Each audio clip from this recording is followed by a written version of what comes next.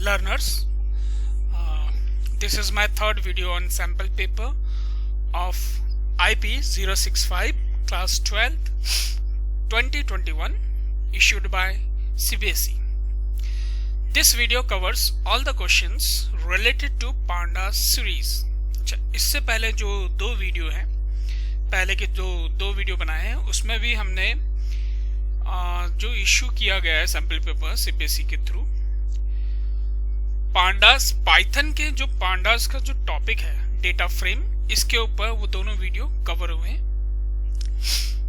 ये जो मेरा वीडियो का जो सीरीज है, ये पूरे जितने भी सैम्पल पेपर, ये आईपी का जो सैम्पल पेपर है उसको पूरा कवर करेगा चैप्टर वाइज। फर्स्ट हमने लिया पाइथन, तो पाइथन में हमने जो फर्स्ट टू वीडियोस हैं वो आपके डेटा फ्रेम के लिए है। थर्ड वीडियो ये अभी सीरीज के लिए है। इस सीरीज में मतलब सैम्पल पेपर में सीरीज के ऊपर कितने टाइप्स के क्वेश्चंस पूछे गए हैं वो देख लेते हैं। क्रिएशन ऑफ सीरीज पूछा गया है, कंडीशन बेस्ड सर्चिंग पूछा गया है, एडिशन ऑफ सीरीज पूछा गया है एंड मल्टीप्लिकेशन ऑफ सीरीज। ये 4 तरह के क्वेश्चन इस सैम्पल पेपर में पूछे गए हैं। आगे आने वाले और भी जो वीडियोस होंगे, ये पूरे सैम्पल पेपर हम टॉपिक वाइज कवर करेंगे। So let's start. सीरीज वाले क्वेश्चंस देख लेते हैं इसमें, जितने इसमें सीरीज से रिलेटेड क्वेश्चंस हैं। Let's question number 5। Given the following series S1 and S2, S1 और S2 नाम के सीरीज हैं। These are the indexes A, B, C, D, A, B, C, D. The question is very simple. The question is write the command to find sum. Sum means plus करना है दोनों को। 10 और 80 को plus करना है, यानी कि आंसर 90 आना चाहिए। 40 और 20 को प्लस करना है, यानी कि आंसर आपका 60 आना चाहिए। उसके लिए सिंपल एक लाइन का आपको कमांड लिखना है। मीन्स कि S1 और S2 के बीच में अगर हम प्लस ऑपरेटर का यूज कर देते हैं तो ये आपका कमांड कंप्लीट हो जाता है। फॉर एग्जाम्पल अगर हम इसके आंसर की बात करें तो इसका आंसर कुछ इस तरह से होगा।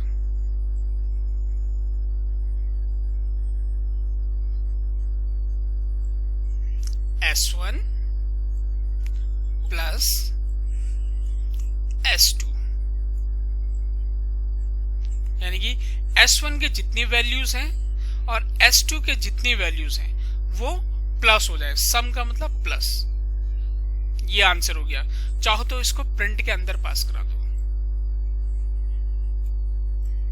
PRINT। चाहो तो इसको प्रिंट के अंदर पास करा दो। ये हो गया आपका पहला answer.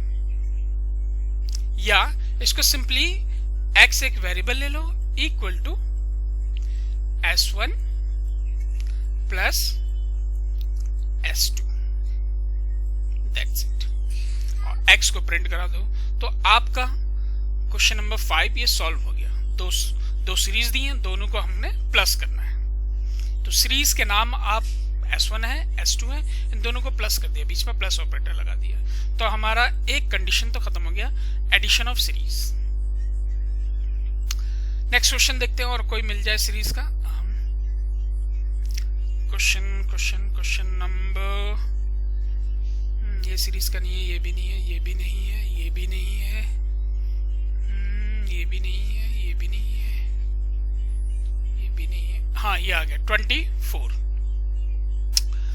Consider a given series M1, यानी सीरीज का नाम M1 है और इसमें क्या क्या है। अच्छा, इंडेक्स देके रखें। तो इस वाले कॉन्सेप्ट में हम ये सीखेंगे कि आप खुद का मतलब सीरीज और मतलब सीरीज में आप किस तरह से यूजर डिफाइंड इंडेक्स दे सकते हैं। These are user defined index series. और ये है आपका create a series, it means creation of series का कॉन्सेप्ट आ गया, क्रिएशन ऑफ सीरीज।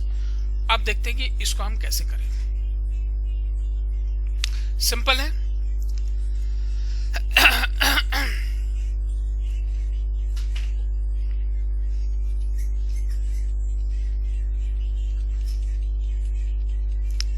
सबसे पहले हमें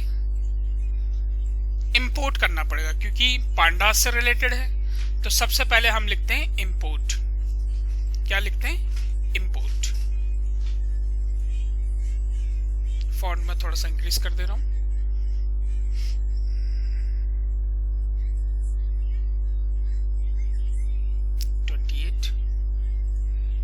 तो सबसे पहली line import, import PANDAS pandas S PD, generally हम PD लिखते हैं। उसका सीरीज का नाम क्या है?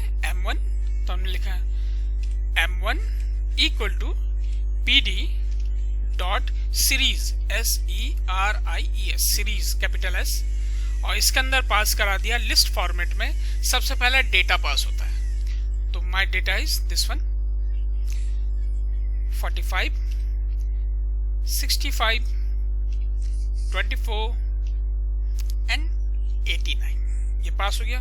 उसके बाद इंडेक्स पास होता, तो इंडेक्स पास कराने के लिए हमें इंडेक्स जो पैरामीटर है वो लिखना पड़ता INDEX, इंडेक्स इक्वल टू, इसको भी लिस्ट फॉर्मेट में। अगर आपके ये जो इंडेक्सेस हैं अगर न्यूमेरिक वैल्यू नहीं है तो डबल कोट में लिखेंगे, सिंगल कोट में आपकी मर्जी। TERM term 1, second is TERM term 2, third TERM term 3,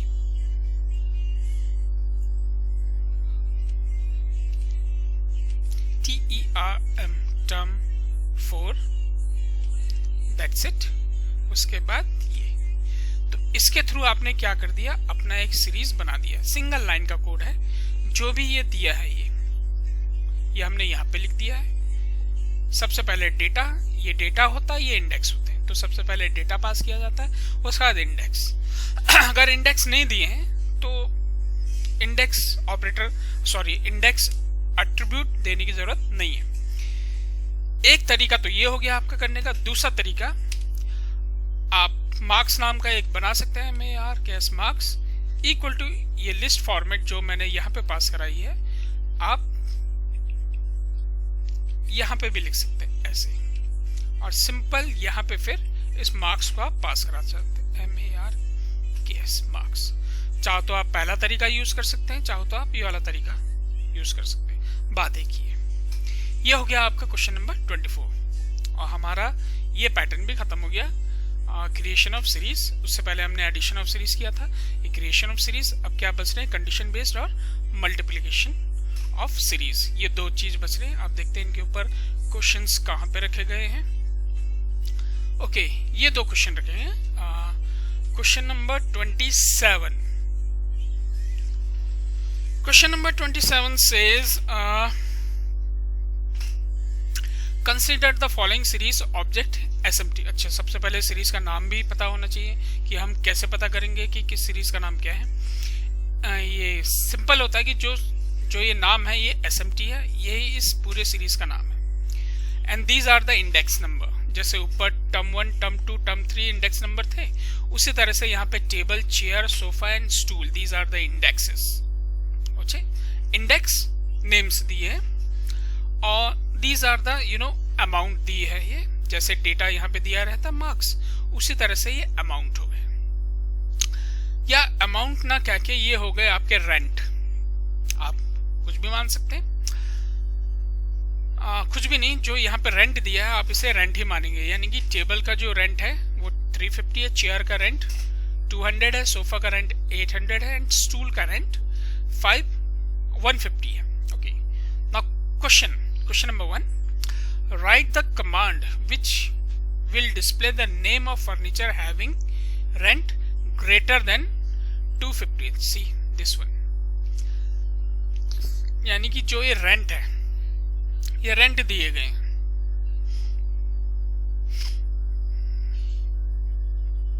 यानी कि जब हम, अगर ऐसा समझ में नहीं आ रहा है तो आप सिंपली एस अमाउंट का एक आप बना सकते हैं कि इसकी जगह मैंने लिख दिया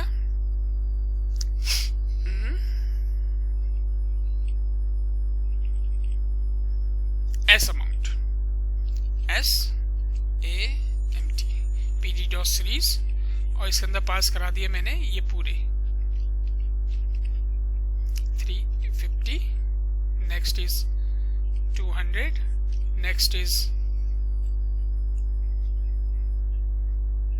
800, next is 150। अगर ये क्वेश्चन आ गया कि आपको क्रिएट करना है तो इसमें इंडेक्सेस भी दे के रखें। First is chair, table, TABLE table. Second is CHAIR chair. Third is SOFA sofa and next is stool, STOOL stool. ये आपका सीरीज बन गया। अब इससे पूछा जा रहा है कि हमें उसका डिस्प्ले करना है जिसका जो ये रेंट है ये 250 से अबव हो। कंडीशन इज 250 से अबव हो। इट मींस कि जो ये S अमाउंट है ये 250 से अबव हो, ये कंडीशन है। ठीक है, ये कंडीशन हम किसके अंदर पास कराएंगे? कुछ भी चीज अगर हम पास कराते तो इंडेक्स ऑपरेटर हम यूज करते हैं। तो इंडेक्स ऑपरेटर होता हमारा ये। ठीक, इससे पहले हम इस सीरीज का नाम लिख लेंगे। अगर ये डेटा फ्रेम होता तो हम डेटा फ्रेम का नाम लिखते हैं ऐसे। फिर इस कंडीशन को उठा के हम इसके अंदर पास करा देते हैं। ये लिखने का तरीका है। और इस पूरे को फिर हम प्रिंट के अंदर पास करा देते हैं। किसके अंदर? प्रिंट के अंदर। प्रिंट। फिर से देख लेते हैं। कंडीशन क्या है कि जो आपका ये S अमाउंट है, या जिसे हम ये S अमाउंट नाम का सीरीज है जिसमें जो डेटा है ये रेंट से रिलेटेड है। ठीक, लेकिन ये आपका 2 डायमेंशनल नहीं होता, ये 1 डायमेंशनल होता है।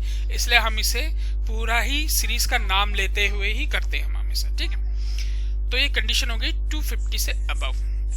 इस कंडीशन को हम इंडेक्स ऑपरेटर के अंदर लिखते हैं। तो इंडेक्स ऑपरेटर किसका? SMT सीरीज का। ये इंडेक्स ऑपरेटर लगा दिया और इसके अंदर फिर इसको चीज को हमने पास करा दिया। ये जो कंडीशन है, ये लिखने का तरीका है। अब इसको प्रिंट के अंदर पास करा दिया, प्रिंट। ये हो गया आपका कंडीशन बेस्ड सर्चिंग। ये पूरे में कंडीशन लगा दी ना कि 250 से अबव होना चाहिए। तो हमारा ये 350 वाला आएगा आंसर और 800 वाला आंसर आएगा। लेकिन आंसर ये है आपका। जब ये एग्जीक्यूट होगा वो अलग बात है। ये हो गया आपका कंडीशन बेस्ड सर्चिंग।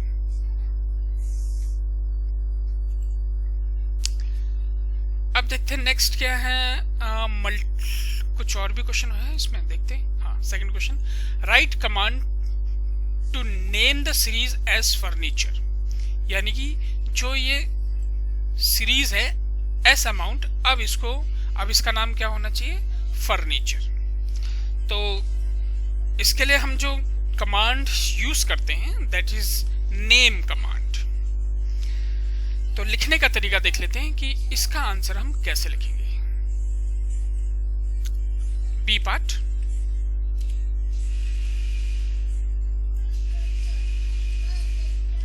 देख लेते हैं। इसका नाम क्या है? सीरीज फर्नीचर रखना है। ठीक है,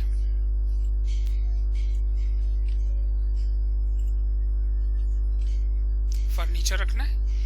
इक्वल टू किसका नाम? SMT का, SAMT dot name equal to furniture, क्योंकि हर वैल्यू हमको दे के रखी होती है। इक्वल टू नहीं, असाइनमेंट ऑपरेटर लगा दिया हमने। अब इसका नाम क्या हो गया? हमारा फर्नीचर हो गया। तो इस तरह से आप किसी का भी नेम चेंज कर सकते हैं with the help of name. ठीक है, फंक्शन नेम के थ्रू। नेक्स्ट क्वेश्चन देखते हैं। Question number okay 34। Consider 2 objects X and Y, यानी कि X एंड Y 2 ऑब्जेक्ट है आपके पास। एक X है और एक Y है। ठीक, फिर क्या कहते हैं? X x is a list and where y is a series. It means कि x आपका लिस्ट है और y आपका सीरीज है।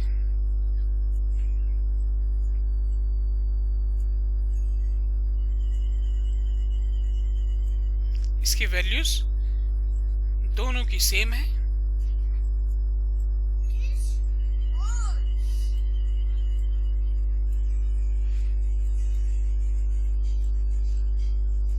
जीरोथ पे 20 है, फर्स्ट पे 40 है, 90 है और 110 है। ये नहीं है, इसको हटा देते हैं। ठीक है, ये सीरीज हो गया, ये लिस्ट हो गया। अब आपको करना है कि प्रिंट x इंटू 2, यानी कि ये जो लिस्ट है ये क्या आउटपुट देगा जब इंटू के साथ हम इसे करेंगे, और प्रिंट y इंटू 2 ये क्या आउटपुट देगा, यानी कि y इंटू 2। दोनों में मल्टीप्लिकेशन है, लिस्ट मल्टीप्लाई करना है और सीरीज मल्टीप्लाई करना है। एक चीज मैं बता दे रहा हूं कि लिस्ट में अगर आप मल्टीप्लाई का जो ये ऑपरेटर यूज करते हैं ये एज ए रेप्लिकेट करता है, यानी कि लिस्ट को उतनी टाइम कॉल करेगा या उतनी टाइम रेप्लिकेट करेगा, यानी कि एक कॉपी और बना देगा। जैसे कंप्लीट लिस्ट है, ये उतनी कॉपी जनरेट कर देगा जितना ये 2 लिखा है। अगर ये 3 लिखा होता तो यही लिस्ट 3 टाइम्स अपने आप को रिपीट करता। यहाँ पे 2 लिखा है तो यही कंप्लीट लिस्ट अपने आप को 2 टाइम्स रिपीट करेगी और एक नया लिस्ट जनरेट हो जाएगा जिसके अंदर ये 2 टाइम्स लिखा गया होगा। इट मींस कि इसका आंसर देख लेते क्या है। इसका आंसर रहेगा आपका ये 2 टाइम्स रिपीट हो जाएगा, 20, 40,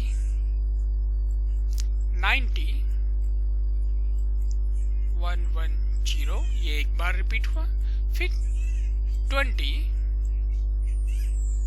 फिर 40, फिर 90, फिर 110। तो ये इनटू के साथ रेप्लिकेट करता है। ठीक है, अब यहां की बात कर रहे हैं। जब हम सीरीज के साथ ये करते हैं तो ये सिंगल वैल्यू को जो भी आप ऑपरेटर का यूज करोगे वो काम कर जाएगा। अगर प्लस का यूज करते तो प्लस हो जाता, 2 सब में प्लस हो जाता, पर ये इनटू है तो इसका आंसर y के 0th पोजीशन पे जो रखी गई वैल्यू है दैट इज 20 और आंसर आएगा इसका 0th पे 40 क्योंकि हम 2 पे मल्टीप्लाई कर रहे हैं, फिर फर्स्ट पे 80, फिर सेकंड पे 180 एंड थर्ड पे 220। यानी कि सीरीज के साथ ये जो ऑपरेटर है ये मल्टीप्लाई का काम करता है और लिस्ट के साथ ये जो ऑपरेटर है मल्टीप्लाई का ये रेप्लिकेट का काम करता है, यानी कि उतनी कॉपी जनरेट कर देता है जितना यहाँ पे वो नंबर होगा। तो ये हो गया आपका क्वेश्चन नंबर आई थिंक 34। और देखते हैं और कोई क्वेश्चन है।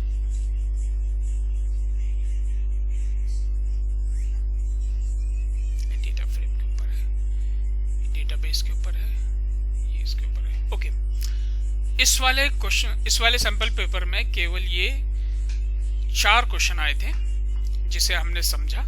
आई होप आपके भी समझ में आ गया होगा कि जो डेटा जो सीरीज होता है वो 1 डायमेंशनल टाइप का होता है। इसमें आप खुद के इंडेक्स नंबर भी जनरेट कर सकते हैं, यूजर डिफाइंड इंडेक्स नंबर। अगर यूजर डिफाइंड इंडेक्स नंबर नहीं है तो 0 से स्टार्ट होते हैं। अगर यूजर डिफाइंड इंडेक्स करना है तो आप इंडेक्स ऑपरेटर का इंडेक्स एट्रीब्यूट का यूज करोगे, जैसे यहाँ पे हमने किया हुआ है index operator. Okay students, bye.